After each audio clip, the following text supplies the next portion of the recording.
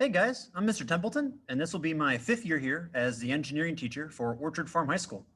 This year I'll be teaching all of our Project Lead the Way engineering courses, and those include our intro course, Engineering Essentials, our second year course, Principles of Engineering, our elective course, Aerospace Engineering, and our capstone course for seniors, Engineering Design and Development. I'll also be teaching freshman Principles of Physics, as well as our more advanced physics course for our seniors. Additionally, I'll be teaching a robotics class where we'll have several teams compete in this year's first tech challenge.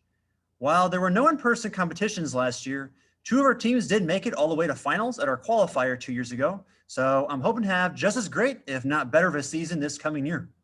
In addition to robotics, I'm also our school's Quiz Bowl coach, and I'm proud of our team for its showing last year at the Small Schools National Championship Tournament.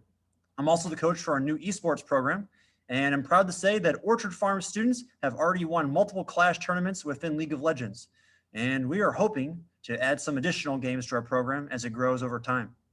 Again, I'm Mr. Templeton, and if you think engineering, robotics, quiz bowl, or esports might be your thing, make sure to hit me up next week when y'all get back to school.